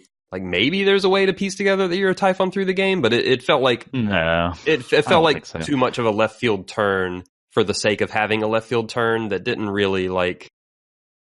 Maybe you could recontextualize some earlier things in the game based on that revelation, but it didn't make those earlier parts in the moment feel better for that revelation. If that makes any sense. Yeah. I think it does like make sense within the context of the rest of the game. It is a big twist to have a big twist after the credits, which in some ways makes it feel like a little unearned in the way of like there was no like foreshadowing or building up to it, or like it didn't feel like a natural like I don't know how to word this, but like it didn't feel like something that connected naturally to the rest of the game. It was like just such a hard turn. Right. Well, it was the original Groundhog Day simulation, like expanded out large, right? Yeah, I think there was that, and then there were a couple of cutscenes, like as you encounter some of the Weavers and stuff. Like there's one in particular where you keep having these visions that look like a bunch of Typhon weave, and like you see Earth like all like kind of Typhoned up, and in one of them, Alex. You hear your own voice saying, "Don't let them do this to you." So there are these kind of like, I mean, I guess it's kind of lost because they're very brief. And that such stuff a huge game is little breadcrumbs that you couldn't possibly follow to the ultimate realization if you didn't have any other information. But they are kind of interesting. The other one that's really funny that I'll say really quickly is the December ending. If you do that. Did you do it or watch it? I did it. Like I saved beforehand because I didn't really want that ending, but I was really curious how they stop you. So like halfway through the game, you can follow December's quest to escape the station by yourself. And I don't know if anybody else did it. No, I got all the stuff, but I never pulled the trigger. But if you do it, it's like you get in the escape pod and like start igniting the engine and everything, and like Alex, your brother, is like telling you don't do this, like basically calls you a coward, and then it like fades to black and you hear it like goes to a weird screen that you haven't seen before where it's got like just some like data numbers or something on it. I don't really remember the specifics. And then you hear Alex's voice say like, oh, this isn't the one, we failed, and then you get the game over screen. Great. So it was like that was a bad simulation where the Typhon they were experimenting on didn't have the courage to like stand up to the threat. But you wouldn't know that until you get the post-credit scene. Yeah. It was like really confusing when I saw that halfway through. Yeah, that does seem really confusing. Like imagine someone getting that ending and that's the end of their playthrough of Prey. Right, but it doesn't give you credits and like treat it like a real ending. It's just a game over screen and then you load. Oh, okay. I see. So like you wouldn't necessarily think like, that's oh, really I got bizarre. to the end. Because you get that ending, so you get a game over by completing a quest. Yeah, it's really strange. That's really weird. Yeah. Well, we've been going for almost 2-ish hours here. I think we'll end this the way we've ended most, if not all, of our spoiler cast. Is I'll kind of go around the table and just, I guess, everyone's final thoughts on Prey. Overall, how you liked Prey, and we'll start with Ryan.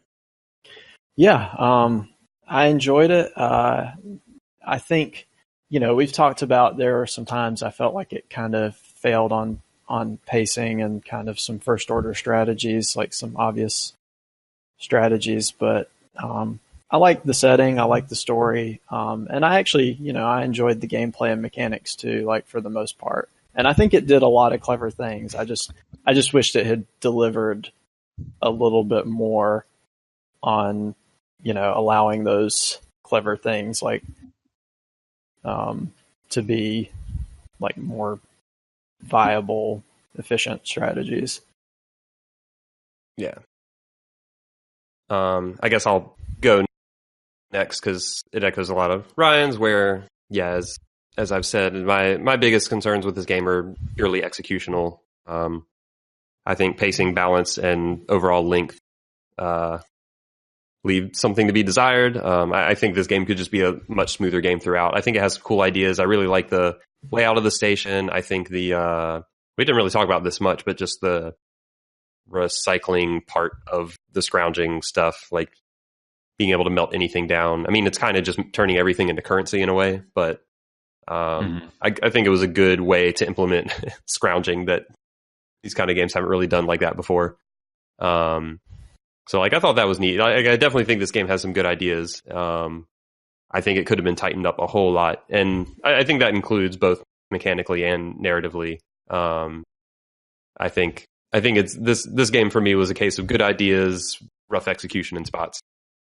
But how about you, Will? What were your final takeaways from Prey? I enjoyed the scroungy aspect and exploring the station, and that kind of kept me curious to kind of see where the whole thing was going. I finally know what it feels like to be you after playing Spec Ops, because Spec Ops was one of those games that did not work for you, but worked for me. So that's always like a little bit disappointing when you feel like you could have had like a really like neat sort of epiphany at the end, and it just kind of falls flat. But otherwise, it was an interesting thing, and I'm glad Bethesda is still making these, or at least publishing these big, single player things. I'm not a fan of the new games as service trend, so I think it's cool that people are still pumping these guys out. What was Bethesda's hashtag around Player One? Oh gosh, save Player One or something like that. Get out of here, you will. Yeah, no, it is cool that they're still willing to back stuff like this. And I guess last but not least, the Prey's biggest appreciator on the panel. Yeah, that's me. Yeah, how'd you like it, Nate?